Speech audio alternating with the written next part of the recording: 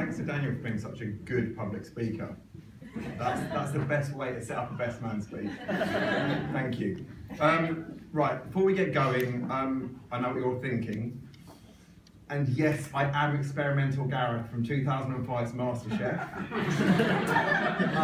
It's not about me though. It isn't about me. It's really not. So yeah, if we can move on quickly from that, if you want to talk about it, that's fine. But yeah, it's about those two. Right, before we start properly, I'd also like to start by laying down a couple of rules. Firstly, please no heckling. I've done 5 minutes at the Comedy Store in London and that was tough, but I'm actually genuinely more concerned about this next 5 to 10 minutes. So yeah, that would be nice. And secondly, if you do have a mobile phone, definitely keep it turned on because you're going to need some distraction, some entertainment at some point. Yeah, let's set our expectations as low as possible.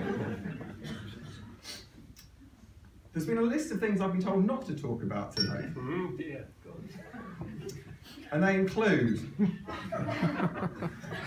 Daniel's previous girlfriends, Susie's previous boyfriends, Daniel's previous boyfriends, anything insulting about the bride or her friends, the fact that the wedding falls on the first weekend of the football season, and politics.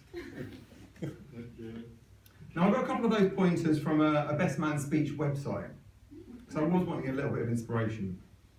And it also told me to tell the bride, her mother, and all the bridesmaids how beautiful they looked. Apparently it's an easy win. So, to be honest, I didn't need prompting. The bride, both mothers, and all the bridesmaids looked beautiful today, and one bridesmaid in particular. I'd like to make clear I'm talking about my daughter there, so it's not inappropriate. Grace, you look absolutely beautiful.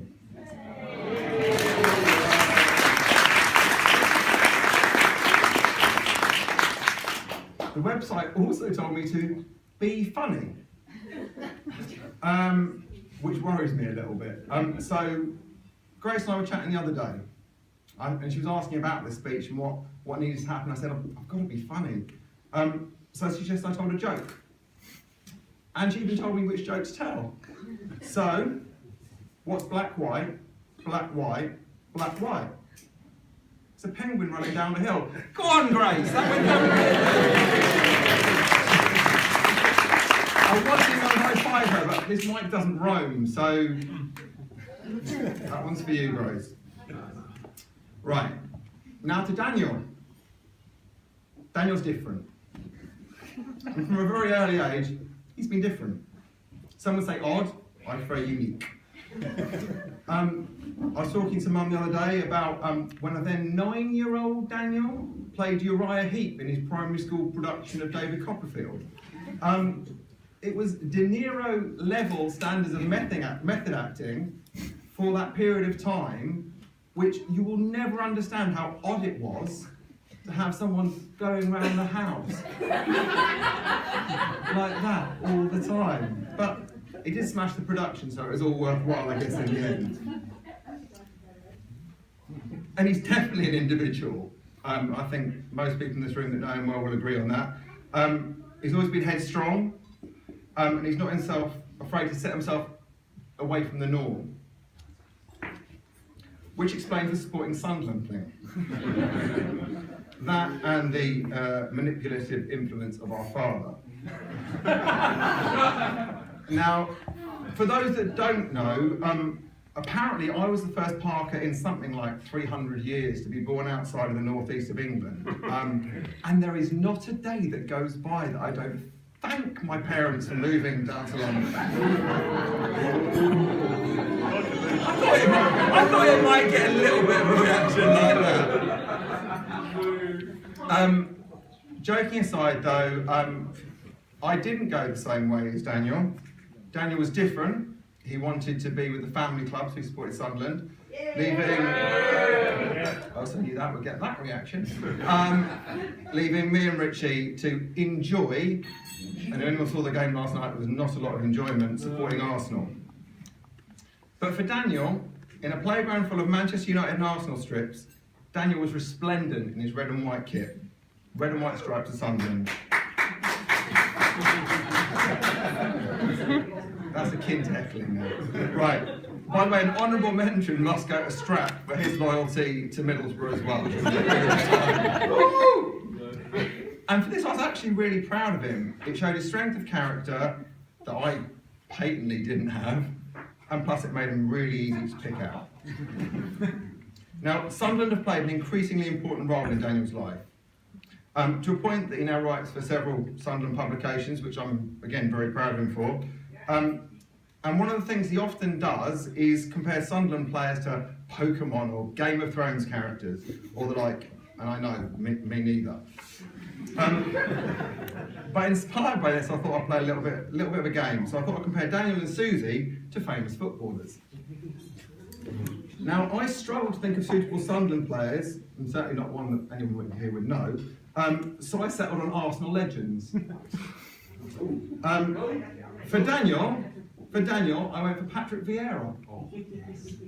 Primarily because I knew he'd like it, which makes up for the rest of the speech. And also a little bit about his footballing style, but everyone here really wants to know who I selected for Susie, right? Okay. So, Susie is Jens Lehmann. Because he's a keeper! No, don't worry about it. Actually, it's primarily because I'm shit scared of her. So, football, as I'm sure you've got by now, is a very important part of our family. Both Danny and I work really close in and around football, which is fantastic. Not least because he's now earning money, thanks to his knowledge and passion, not just banging on about how Seb Larson is like Pikachu.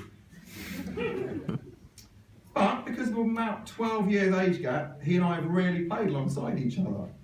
So the big question, the Messi or Ronaldo question, if you like, okay, the Catamol or Giroud question, well, this question, the question of who is better at football, has never really been answered.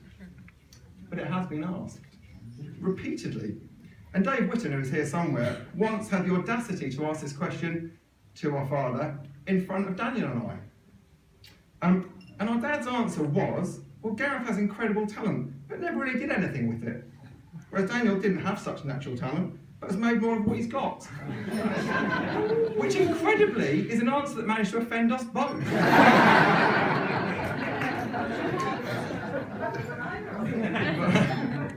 But I am, as always have been, very, very proud of my little brother. And by the time he was a teenager, I was a regular standing on the Berkhamsted touchline watching him play. And people would come up to me and go, oh, which one's yours? And I go, how old do you think I am? And then I'd follow it with, my brother's the one that's just got booked. Anyway, one thing's for certain, we're both very, very, very competitive, especially with each other. And it's not limited to football. Board games have been flipped, golf clubs and tennis rackets thrown at each other. And silences have been lengthy.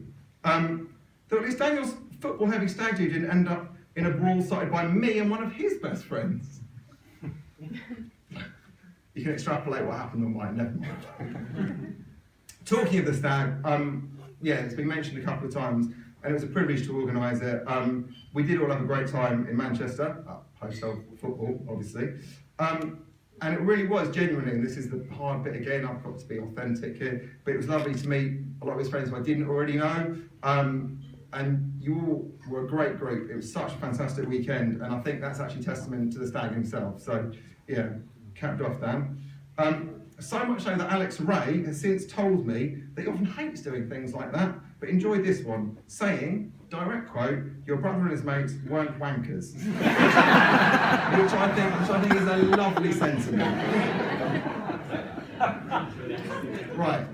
It was also really, really, really, really, really important to have both Dad and our brother Rich on the stag. Now, Daniel has always been a very supportive and caring brother to both me and Rich. Having said that, he has been known to weaponise Rich at points, using his white stick to intentionally trip people up.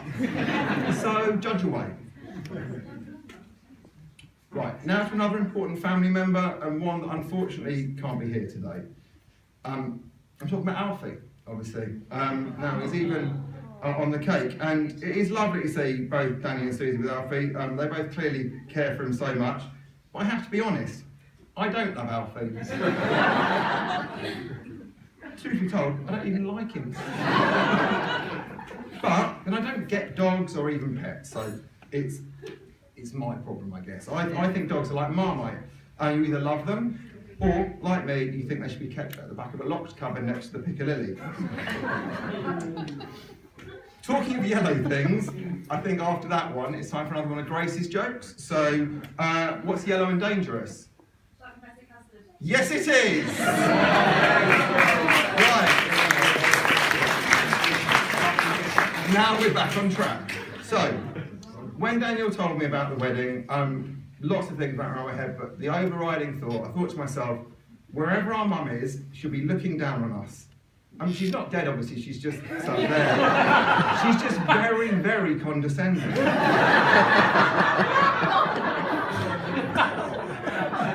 I'm joking, of course.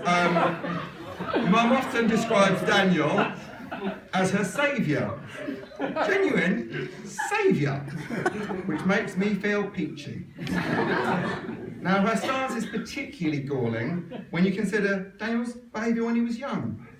Age 7, there was an incident on the primary school playground which saw Daniel viciously kick a girl before immediately fleeing the scene and running the mile home. Impressively, however, beating the phone call home from the school to tell us what he'd done. So, let that be a warning to you, Susie. Never kick his football away.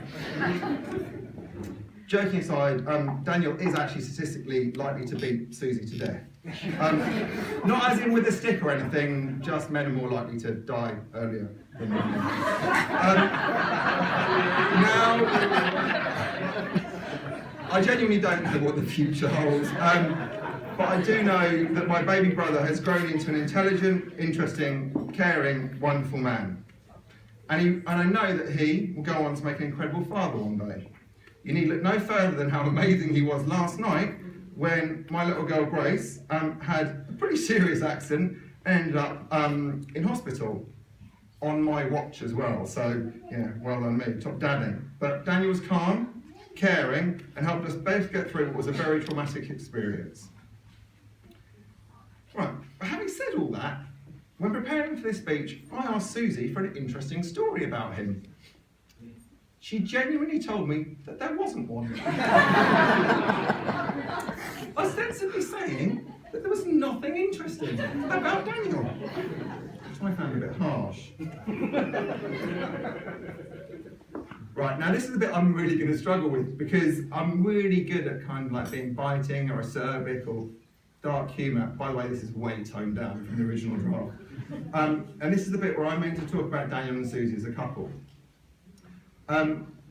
Yeah, much more comfortable with dark humour and cheesy charm. But from the moment that Daniel and Susie got together, they just worked. And it was beautiful, it really was. Very much like a Tony Pulis side, they are straightforward and very effective. At least you like that one, Rex. And Susie makes my brother so incredibly happy. And for that, I thank her. I really envy how happy they are together. And I know that their love will grow and grow and grow. You'll help me even more with the whole Daniel being the favourite thing. Thanks for that. Right, as Matthew said earlier on, today has been a beautiful day. It really has. And I think it's been a fitting celebration of their love. They really are a wonderful couple. And I can't wait to see what the future holds for you both. See, it just doesn't sound genuine, does it? Right, so I'd like to propose, I think, the final toast for the speech. So everyone please be upstanding as we toast the bride and groom.